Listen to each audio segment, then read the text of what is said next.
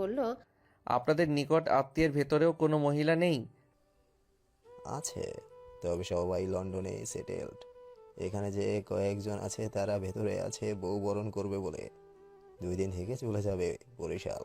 বলেই নিজাম মাহমুদ এসে সেহার হাত ধরল, নরম গলায় বলল, অসুস্থ হয়ে পড়লে এসো গিন্নি তোমার সংসারে। সেহা দৃষ্টি ঘুরিয়ে ঘুরিয়ে সবকিছু দেখছে। ওর পেছনে পেছনে ঢুকলো মুইন, ইসি, ইরফান, প্রণমী, ইনু, প্রীতম। বাড়িতে ঢুকেই উজ্জ্বল আর নিজাম মাহমুদ ব্যস্ত হয়ে পড়েন অতিথি আপ্যায়নে। হেল্পিং হ্যান্ডের পর্যায়ক্রমে এটা সেটা আদেশ দিয়ে নাজেহাল অবস্থা করে ছাড়লেন। সবাই হাঁপাচ্ছে। উজ্জ্বলের দুজন চাচি এসে সেহাকে সামলে নিল। এক পর্ব চলে গেল সেহার মুখ দেখে তার হাতে উপহার সামগ্রী তুলে দিতে দিতেই। মুইন, ইরফান ও প্রীতম সহ বাকিদের এই পরিবেশের সাথে খাপ খাইয়ে নিতে খুব একটা সময় লাগলো না। এখানে সবাই বেশ আন্তরিক। রাতের খাবারের পরে সবাই মিলে কিছুক্ষণ গল্প করলেন নিচতলায় বসে। নিজাম মাহমুদকে সবাই ধরল একটা গান গাওয়ার জন্যে। নিজাম মাহমুদ গাইলেন। তারপরে তিনি ব্যস্ত হয়ে পড়লেন কখন তার নাতি আর নাতি বউকে বাসর ঘরে ঢোকাবেন। বিয়ের 2 মাস কেটেছে, এখনো বিষয়টা নিয়ে ওই কপত কপতি ধৈর্য নিয়ে খেলার কোনো মানে হয় না। ইনু ইসিকে ইশারা দিয়ে বললেন, বোনকে ঘরে রেখে আসো, আমি নাতিকে পাঠাচ্ছি। ততক্ষণে উজ্জ্বল শেরওয়ানি খুলে একটা পাঞ্জাবি পরেছে আর সেহাকে পরানো হয়েছে হলুদ জমিন আর সোনালি পাড়ের একটা শিফনের শাড়ি। শুরুতেই ওকে গোসল করিয়ে মেকআপ তুলেছে ইনশিরা। এরপর ইনু হালকা করে সাজিয়ে দিল। খোলা চুল, ঠোঁটে হালকা লিপ গ্লস আর চোখে চশমা, হাতে চুড়ির বদলে শিউলি ফুলের মালা। এই হচ্ছে সেহার বাসরের সাজ। ওকে বাসরের খাটে বসিয়ে ইনু, ইসি আর প্রণমী বেরুলো ঘরে। ওদের ঘুমানোর ব্যবস্থা হয়েছে দোতলারই 3টা কামরায়। প্রেরণা যেতে পারেনি। যখন বেরোবে বলে মনস্থির করলো ঠিক তখনই এমন ঝড় শুরু হলো, এ বাড়ির মুরব্বীরা আটকে দিলেন ওর যাওয়া। আর শুদ্ধটাও তাল মেলালো। এরপর প্রেরণার সাধ্য ছিল না ওকে নিয়ে বেরোনোর। শান্ত নিস্তালায় মন মরা হয়ে বসে আছে। মেয়েকে বিদায় দিয়ে এক দফা কেঁদে অসুস্থ হয়েছে। সে আকে কেউ জানায়নি সে কথা। ওকে ঘিরে বসে আছে বাড়ির সবাই ওকে সান্ত্বনা দিতে। প্রেরণা ছেলেকে নিয়ে দোতলায় উঠল। শুদ্ধকে পড়াতে বসতে হবে তাই। হাতের কাছে বই নেই। আলোর কাছে চেয়ে নিল ইসির কমন ইউজের ল্যাপটপ।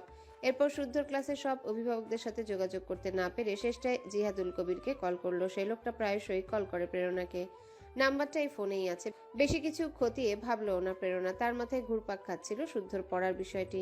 কলটা রিসিভ করলেন জিহাদুলের স্ত্রী জেরিন। প্রেরণার পরিচয় জেনে ভদ্রমহিলা কেমন গম্ভীর হয়ে বলে, শুধুতে সায়েন্সের সাবজেক্টের পিডিএফ তো রীতা ম্যামের কাছেই পেয়ে যেতেন। আসলে ভাবি, সবার নাম্বার আমার অফিসিয়াল ফোনে, যেটা বাড়িতে রেখে এসেছি। ভাইয়ার নাম্বারটা এই ফোনে ছিল তাই। জিহাদের নাম্বার আপনার পার্সোনাল ফোনে? ভদ্রমহিলার হঠাৎ প্রশ্নে প্রেরণা বিব্রত বোধ করলো। হঠাৎ বলতে চাইলো, মানে ভাই প্রায়শই শুদ্ধর খোঁজ নিতে আমাকে কল দেয়। পারল না বলতে। ওপাশে জেরিন ব্যস্ত হয়ে বলল, দিচ্ছি, ফাইলটা রাখুন। ধন্য ধন্যবাদটাও প্রেরণা বলতে পারল না। বিষয়টাতে খুবই খারাপ লাগছে তার। সে তো আর অবুঝ নয় যে সব বুঝবে না। বড় বড় শ্বাস ফেলে প্রেরণা। আর কত! এই অপমান অসহনীয়। ছেলেকে রেখে উঠে দাঁড়ায় প্রেরণা। ইসির ঘরের আয়নায় নিজেকে দেখে ঘুরিয়ে ফিরিয়ে। সে মোটেও অত সুন্দর না যে আরেক ভদ্রমহিলা ইনসিকিউর থাকবে নিজের স্বামীকে নিয়ে। নাকি প্রেরণার হাবভাব গায়ে পড়া মেয়েদের মতো, তাই ভদ্রমহিলারা ভাবে তাদের স্বামীকে হয়তো প্রেরণা ছিনিয়ে নেবে। কোনটা আসলে কোনটা? পিডিএফ আসে মেলে। শুদ্ধকে আধা ঘন্টা পড়িয়েছে প্রেরণা। এর মাঝে ইহান দরজায় এসে নক করলো। প্রেরণা মলিন মুখে এগিয়ে গিয়ে দরজা খুলতে ইহান ধীরে ধীরে বলল, নিচে ডাকছে বড় মা খেতে। মিস জেনি খেয়ে নিয়েছে, আপনি শুদ্ধকে নিয়ে যান। শুদ্ধ এলো লাফাতে লাফাতে। আঙ্কেল, খাওয়ার পরে আমি তোমার সাথে পাঞ্জি জাম্পিং খেলবো। আমি ডাউনলোড করেছি গেম। ইহান ওর মাথায় হাত বুলিয়ে আদর দিয়ে বলল, আজ না বাবা, তোমার এক্সাম, আম্মু বকবে। এক্সাম 2 দিন পরে। আমি খেলবো খেলবো খেলবো। এইমাত্র জিহাদুল কবিরের স্ত্রীর বিষয়টি নিয়ে প্রেরণা এমনিতেই মনমরা হয়েছিল। শুদ্ধর এই জেদ দেখে আর নিজেকে নিয়ন্ত্রণ করতে পারল না। চেঁচিয়ে উঠল শুদ্ধর উপর, একদম চুপ করবে তুমি ফাজিল ছেলে। তোমার জন্য যথেষ্ট বিরক্ত হচ্ছি আমি। অনেক বিব্রত করছো তুমি আমায়। সবসময় বিব্রত হতে হয় আমাকে। মায়ের ধমককে শুদ্ধ গুটিয়ে গেল। একেবারেই চুপ হয়ে গেল। সে তো আর অবাধ্য ছেলে নয়। ইহান ছেলেটাকে কোলে নিয়ে অবাক হয়ে প্রেরণাকে দেখে নিচু গলায় বলল, একটা সহজ আবদার করেছে যেটা সব বাচ্চারই থাকে, এতে বিরক্ত হবার কি আছে? আপনার হয়েছেটা কি? জবাব দিল না প্রেরণা। শুদ্ধকে ইহানের কোল থেকে নিয়ে চলে গেল নিচে। ইহান থমথমে মুখে ঘরে ঢুকে ঠাস করে দরজা লাগায়। বিরক্ত তো তারও লাগছে। মন চাইলেও কিছু করতে না পারার বিরক্তি তার গলা চেপে ধরছে ক্রমশ। প্রণমীকে একটা ঘরে বসিয়ে রেখে ইসি চলে গেছে মুইনের কাছে। প্রণমী 20 মিনিট ধরে অপেক্ষা করে চূড়ান্ত বিরক্ত হলো ইরফানের উপর। এটা অচেনা জায়গা, লোকটা জানে না প্রণমী একা থাকতে পারবে না, নিশ্চয়ই কোনো চিপায় চাপায় সিগারেট ফুঁকতে গিয়েছে। এরপর হেলে দুলে ঢুকবে রুমে আর গাছাড়া ভঙ্গিতে বলবে, চলো শুয়ে পড়ে, মেলা রাত হলো। রাগ বাড়ছে প্রণমীর। ভাইয়ার ঘরে ভাই আর ভাবি কত খুনসুটি করছে, মুইন্দুলা ভাইয়ের ইসিয়াপুও তাই আসে। আর এই সিগারেট খেতে তো প্রণমী বারণ করে না। সিগারেট খেয়ে এসে চুমুও খায় প্রণমীকে, তাহলে সামনে খেলে কি হয়, ওটা লুকিয়ে খেতে হবে কেন? ওনার যখন মর্জি হবে তখন দেখবে প্রণমীকে, প্রণমী না দেখুক। লোকটার অস্তিত্ব আশা করতে পারে না যখন তখন। আরো 5 মিনিট অপেক্ষা করার পরে হঠাৎ দরজায় শব্দ হতে প্রণমী চমকে উঠল। অচেনা বাড়ি বিধায় সাবধানতাবশত জানতে চাইল। কি? ইরফান দরজা চাপিয়ে হালকা গলায় বলল। তোমার বেয়াই ইরফান মির্জা। হঠাৎ করে রাগটা পড়ে গেল প্রণমীর। মেকি রাগ দেখিয়ে বলল, তো আমার ঘরে কি? ভাইয়া আপুকে ডাকবো? কেন? নালিশ করবো তাই। কি করেছি আমি? প্রণমী যেন দ্বিধায় পড়ল প্রশ্নটাতে। সত্যি ভাবতে বসলো এই লোকের নামে কি অভিযোগ আনবে। ইরফান এসে খপ করে ধরে ওকে আগলে নিল, থুতনি আলতো হাতে চেপে ধরে বলল, ভাবতে হবে না, নালিশ করে 5-6 ঘন্টা, কারণ আমি এক্ষুনি বানিয়ে দিচ্ছি। তুমি পরে ঠান্ডা মাথায় ভেবো আমার কোনো অপরাধটা পছন্দ হয় কেমন। ওয়াশরুমে অনেকটা সময় লাগাচ্ছে ইনু। এখানে আসার সময় তার স্কিন কেয়ারের যাবতীয় প্রোডাক্ট নিয়ে এসেছে পাউচে করে। সারাদিনের মেকআপ তুলে একটু আরামে রূপচর্চা করছে। ওপাশ থেকে প্রীতম ডেকে চলেছে সেই কখন থেকে।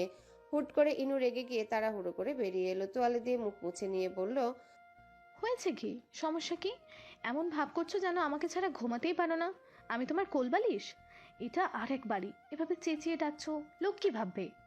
বলতে বলতে ইনু দেখতে পেল বিছানায় প্রীতমের ল্যাপটপ। হঠাৎ করে ঢোক গিলে ইনু বলল, এটা এখানে কি করছে?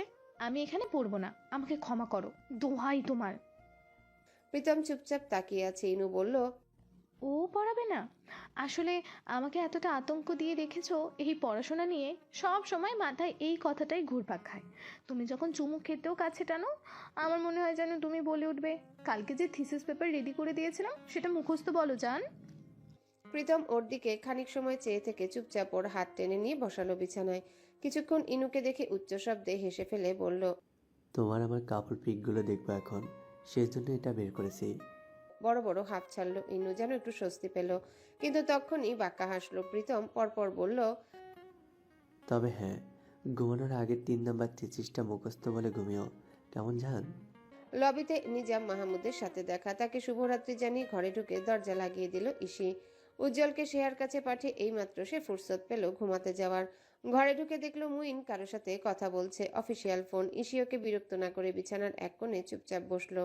এক দৃষ্টিতে চেয়ে রইল মুইনের দিকে। লোকটা নিজের ট্রান্সফার সংক্রান্ত ঝামেলা নিয়ে ওর কাছে ধর্ণা দিচ্ছে বিগত কয়েকদিন ধরে। কাউকে বাদ রাখছে না অনুরোধ করতে, অথচ কিছু টাকা দিলে বিষয়টা সুন্দর করে সমাধান হয়। সেই টাকাটা সে শ্বশুরের থেকে নেবে না মরে গেলেও, এটাই তার পণ। দীর্ঘ সময় আইজিপি স্যারের সাথে কথা শেষ করে ইসিকে কাছে টানলো মুইন। মুখটা শুকনো তার, কাল খুব ভোরে এখান থেকে চলে যেতে হবে তাকে। ইসির কপালে চুমুখে উদাস গলায় বলল, শুনছি আমাকে প্রয়োজনে মফস্বলে ট্রান্সফার করবে, তবু এখানে আনবে না। ইসি লোকটার দুগালে নরম দুটো হাত রেখে বলল, ট্রান্সফার না হলে নাই, তোমার কারো কাছ থেকে টাকাও নিতে হবে না, আমাকে তোমার সাথে নিয়ে চলো। হাসলো মুইন। শুয়ে পড়ল ইসিকে নিয়ে, ওকে পরম আবেগে জড়িয়ে ধরে বলল, তুমি সেফলি আমার পরিদের এনে দাও এবং কিছুটা সময় দাও আমাকে। আমি কখনোই এক জেলাতে 1 বছরের বেশি টিকবো বলে মনে হয় না ইসি। 64 জেলাতে যেখানে যেখানে এই মুইন ফরাজি বদলি হবে, তার বউ আর মেয়েদের সাথে নিয়েই হবে। একটুও কাজছাড়া করবে না তখন 3 জনকে। শুধু আর কয়েকটা মাস। তুমি বুঝলে কি করে মেয়েই হবে? চুমুক খেলো ওকে মুইন। বলল, এটা আমার বাবা সুলভ গাট ফিলিং। ফুলের ঘ্রাণে ম করছে গোটা কামরা, সব দেশীয় ফুল। কড়া ঘ্রাণে মাথা ঝিমঝিম করে উঠতে চায় সেহার। ইচ্ছে করে স্নো হোয়াইটের মতো লম্বা ঘুমে তলিয়ে যেতে, কিন্তু না, এখন ঘুমিয়ে পড়া যাবে না। লোকটা কি নাকি ভেবে বসবে। তাই ঘুম তাড়াতে হাত বাড়িয়ে একটা ফুল তুলে ফুলের পাপড়ি ছিঁড়তে থাকে সেহা খুবই মনোযোগ দিয়ে। উজ্জ্বল ঘরে ঢুকে খুবই সহজ স্বাভাবিক ভঙ্গিতে দাদুর রুমে ছিল এতক্ষণ সে। দাদাকে ওষুধ খাইয়েছে। ও ঘরে ঢুকতে এসে নড়ে চড়ে উঠল উজ্জ্বল। আন্তরিক হাসি হেসে হালকা গলায় বলল, তো যা ফোনে বলেছিলাম শ্রাবন্তী, রাতে এই সময়টা আমি দাদুকে ওষুধ খাইয়ে ঘরে ঢুকি, একটু দেরি হয় ঘরে ঢুকতে, তুমি কি বিরক্ত হবে? দুপাশে মাথা নাড়ে সেহা বলে, রাতের এই সময়টা আমিও পড়া রিভিশন দিই। আপনি কি বিরক্ত হবেন? উজ্জ্বলও হেসে চুপচাপ মাথা নেড়ে দরজা লাগায়। দরজা লাগাতে গিয়ে টের পায় উজ্জ্বল তার হাত কাঁপছে। অতি হাস্যকর ব্যাপার। সেহা উঠে দাঁড়ায়। উজ্জ্বল বলে, আরে উঠে দাঁড়ালে কেন? বসো প্লিজ। যদি সালাম করতে চাও তবে আমি হতাশ হব। সেহা লাজুক হেসে বলল, না মানে আপনাকে দেখে দাঁড়ালাম। আচ্ছা বসো। বাবার সাথে কথা হয়েছে? জি। উজ্জ্বল বসলো সেহার মুখোমুখি।